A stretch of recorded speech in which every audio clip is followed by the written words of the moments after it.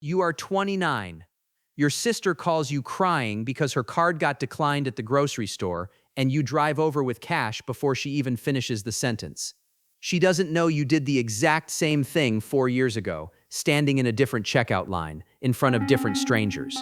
She doesn't know because you never told anyone. You just paid off the last of it 11 months ago. $41,000. Nobody clapped. Nobody knew there was anything to clap for. This is the part nobody warns you about becoming debt-free. It doesn't feel like winning. For a long time, it barely feels like anything at all. Rewind. You are 25. You have a decent job, a decent apartment, and a number on an app you've stopped opening. Not because you forgot the password, because you already know roughly what it says, and knowing exactly would make it real. $41,000 spread across 3 cards and a personal loan you took out to consolidate the first 2 cards, which is its own kind of joke you don't find funny anymore. You didn't buy anything wild. A wedding you were in. A car repair that turned into 3 car repairs.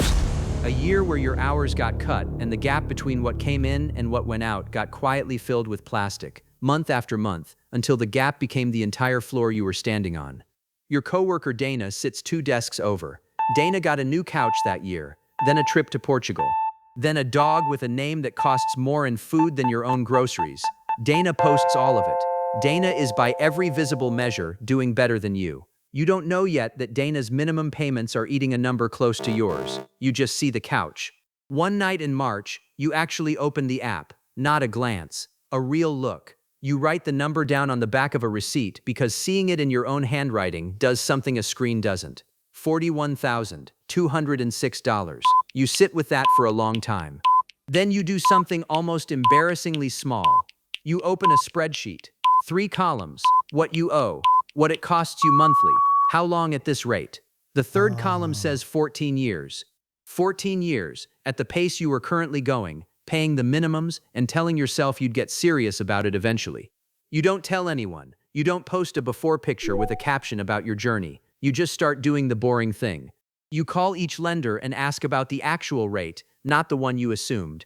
You rank the debts by interest, not by size, which feels wrong and is correct. You automate a transfer the day after payday before you can see the money and decide it belongs to something else. You fold the receipt with the number on it and put it in a drawer. Nobody notices. That was always going to be true, and it stops bothering you sooner than you expect. You are 26. Dana gets promoted. Dana's desk gets a plant, then a second plant, then a small espresso machine that hums all morning. At lunch, someone asks what you've been up to. You say not much. You mean it more literally than they realize. You have started saying no to things that used to be automatic. The work trip extension, the birthday dinner at the place with the tasting menu, the subscription you kept meaning to cancel. Each no is small. None of them feel like progress. They just feel like less. There's a specific kind of tired that comes from being disciplined in a way nobody can see. You watch people spend freely, and you don't feel superior. You feel invisible.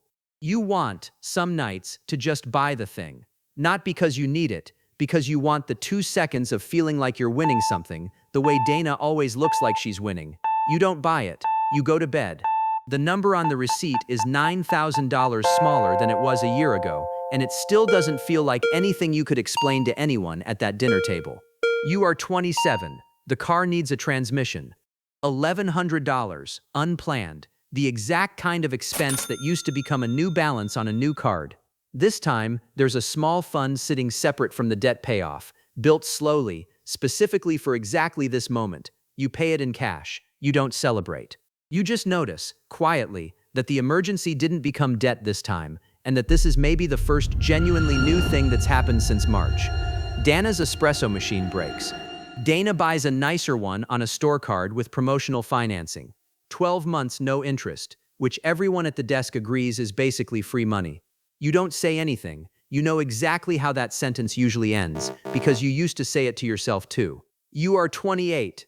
This is the year it stops being about willpower and starts being genuinely hard in a different way. The novelty of the spreadsheet wore off a long time ago. The number is real progress now, less than half of what it was, but half of a large number is still a number nobody's throwing you a party for. A friend gets engaged. The group chat lights up for a week. You say congratulations and mean it, and afterward, you sit with a feeling you don't love admitting to, a small, ugly thought that whispers maybe you're the one getting this wrong, spending your 20s on a spreadsheet instead of a life. You almost stop, not dramatically. Quietly, the way most quitting actually happens. You open a shopping cart with things in it you don't need and let it sit there for 2 days, just to see if you'll do it. You close the tab instead. You don't know why that particular night is the one where you hold the line. You just do. You are 29 now, back where this story started, driving cash to your sister because her card got declined. You hand her the money without a word about your own history, because it was never about being asked to explain yourself. It was about being the person who could show up when someone needed you, instead of the person one flat tire away from the same call. 11 months ago, you made the final payment. $41,000, gone, not to a purchase, to nothing, to freedom, which doesn't photograph well and never trends. Here's the part that actually surprises you. Debt-free doesn't feel like a finish line crossed with your arms up. It feels like a Tuesday where you don't flinch when your phone buzzes with a bill notification. It feels like booking a dentist appointment you'd been avoiding because you can just pay for it now, plainly, without doing math in your head first. The relief isn't loud. It's the complete absence of a specific, constant hum you'd stopped noticing because you'd lived inside it for years. Dana still posts the trips, the dog, the new couch. Dana isn't a villain in this story. Dana just made a different set of choices, visible ones, and you have no idea what Dana's actual numbers look like underneath the posts, because that was never information anyone volunteers. You stopped comparing somewhere around year 3, not because you got wiser, but because you got tired of measuring your quiet progress against someone else's loud one. If you're sitting with your own version of that receipt right now, the number written down somewhere you don't look at often enough, hear this: nobody is going to clap. There's no post that captures a debt going from 41,000 to 0 in a way that means anything to someone scrolling past it in half a second. The reward isn't a moment, it's every ordinary Tuesday afterward where a bill doesn't make your stomach drop. Write the number down. Not to shame yourself, just to make it real enough to actually solve. Automate the boring part so willpower doesn't have to show up every single day. And let the quiet years be quiet. Nobody needs to notice for it to be working. If this hits something, hit like and subscribe, and tell me in the comments, what's the number you haven't said out loud yet?